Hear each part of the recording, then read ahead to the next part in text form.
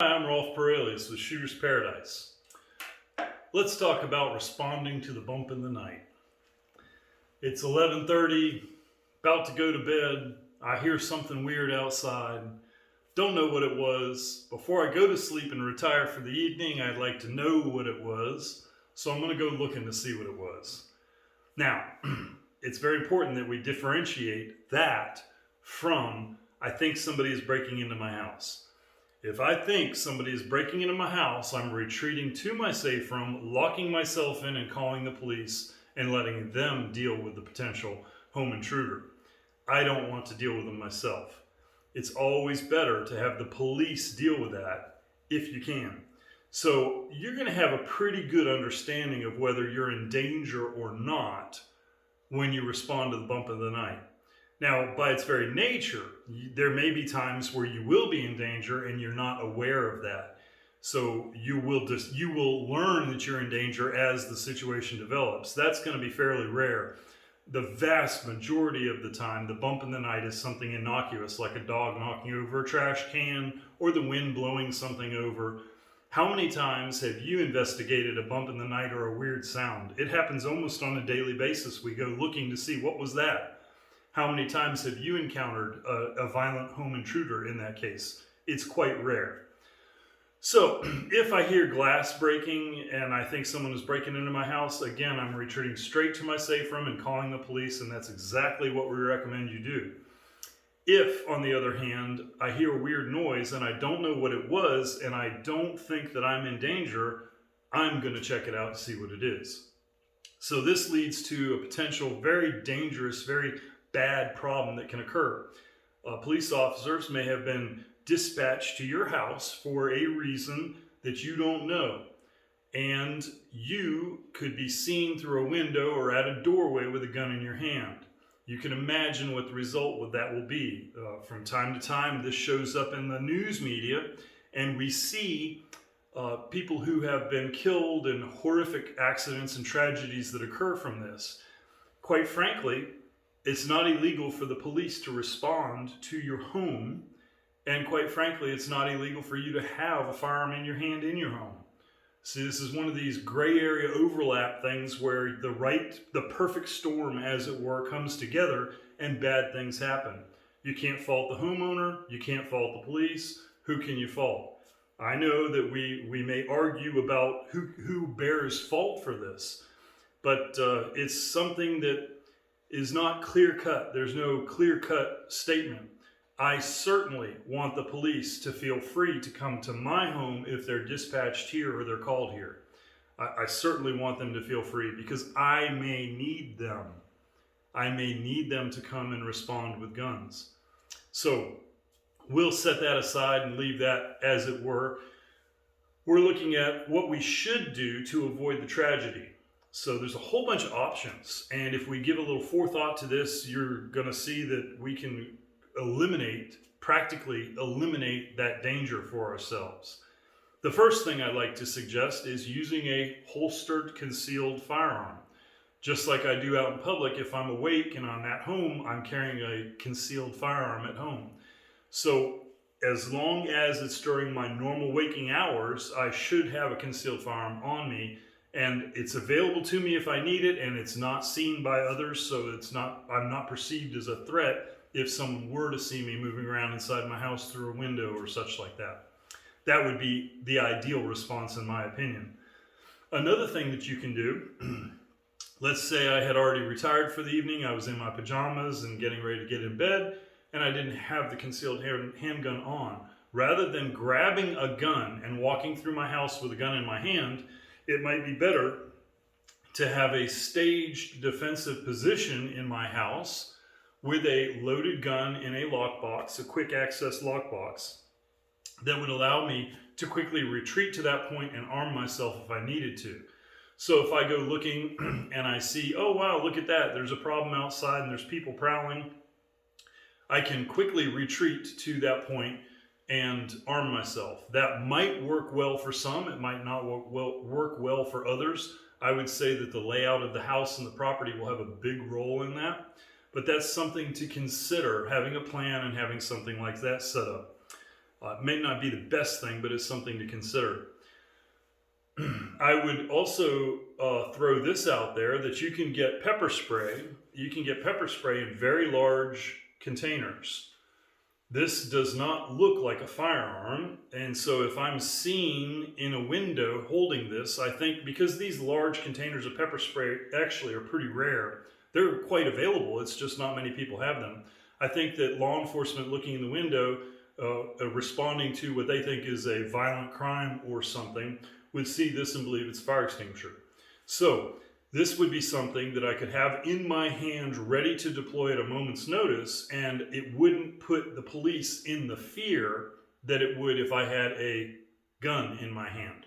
So this is a very good option also for anyone who feels they can't have a gun around the house, little kids or moral considerations, whatever that would be. This is a very good tool to use in place of a firearm.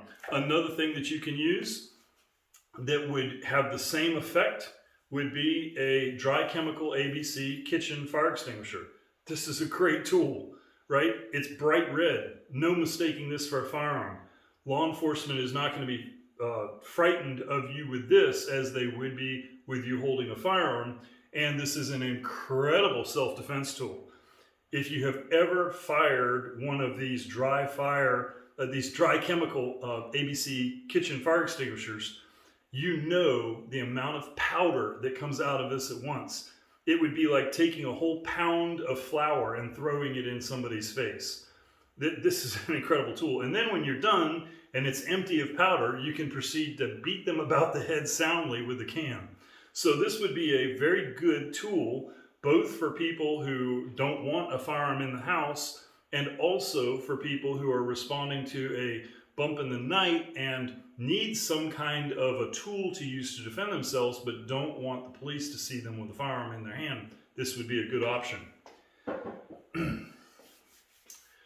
So, looking at firearms, there's a bunch of ways to have a firearm in your hand and it not be obvious you have a firearm in your hand. These are very simple, and once I show you these couple of things, the sky's the limit. You're only limited by your imagination.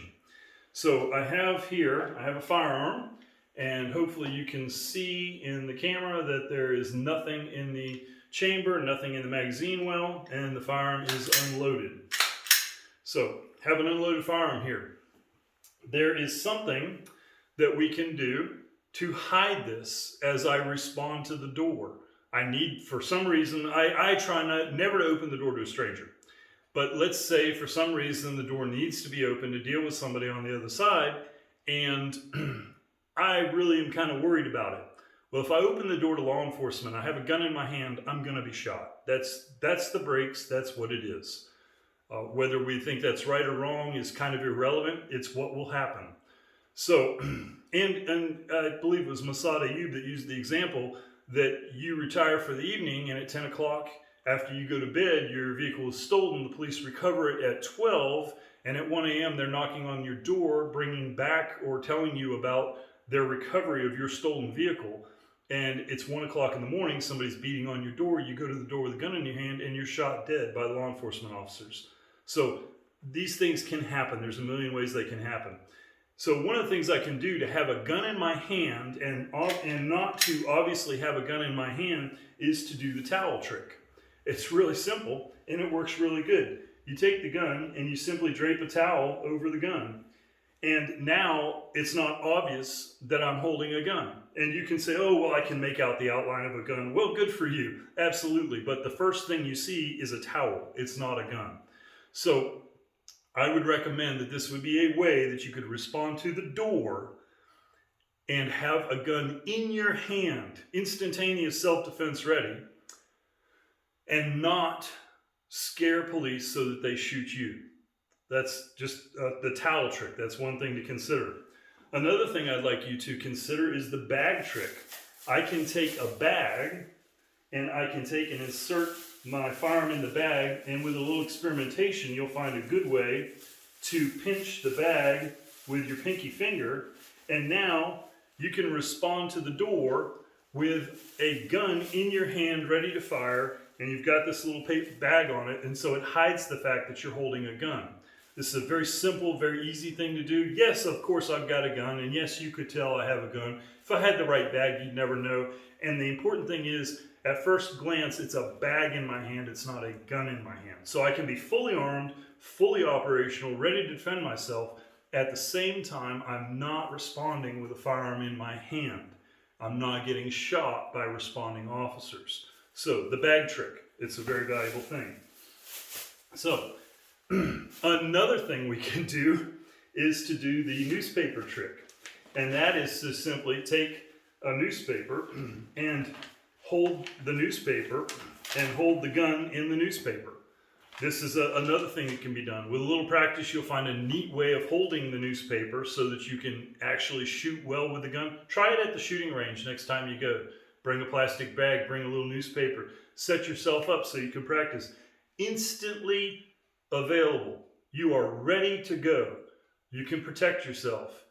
And then it's simple. When you answer the door and it's your friend there telling you about something that recently happened in the neighborhood late at night, you can simply say, "Oh, excuse me, let me go put my towel down. I was drying dishes." You make up some excuse. "Let me go put this down," and then come back and deal with them as you need to. But this is a way to have a gun in your hand and yet not have a gun in your hand. If you're seen at the door or at a window with a gun in your hand when law enforcement is responding, you can expect to be shot. It just is what it is. It's facing facts about reality. Another thing you can do, if your pajamas have a pocket in them, is you can do the pocket trick. And that would be simple to have a little revolver. You can verify that the revolver is empty here. Have a little revolver and slide it in your pocket before you respond to the door. I would recommend 100% getting some kind of a cheap pocket holster that the firearm would go into before you would put this in your pocket. I strongly recommend the holster. It's very, very important. So again, most pajamas will have pockets in them, and you can slip something like this into the pocket of your pajamas. You'll be very well armed and very ready to protect yourself, and you're not responding to the door with a gun in your hand. So there's a whole bunch of different ways you can go about meeting this need. Finally, I would throw this out there. Get yourself a Ring camera system so you can look at who's outside the door before you ever go there. Get wired cameras or wireless cameras from Sam's or Walmart or some other place that have packages for $500. You get 10 cameras and can put them around the house. And then you can see what's out there before you ever have to respond. Now we're talking about serious preparation. So if any of you have ever attended our personal protection inside the home class, the NRA personal protection inside the home class, you've heard me say multiple times, whose house is it? That's right, it's your house. So you can set yourself up for success in your house. You can set the stage in your house. That's right, it's your castle, and you can put defensive fortifications in your own home. You're only limited by your imagination. So give that some thought. Cameras, staging a defensive firearm, possibly in a place that would be good for you. These other methods of hiding the fact that you have a firearm, large cans of pepper spray, large cans of dry chemical fire extinguishers put strategically in your home. No one is scared of a fire extinguisher, yet a fire extinguisher is a powerful tool when you spit tons of dry chemical into the face of somebody. That'll shut down the whole situation. Anyway, so I'd like you to run this through your thinker and see if you can make one of these things work for you. Just please, don't respond to the door with a gun in your hand. Thank you very much. We appreciate you listening. Talk to you again soon.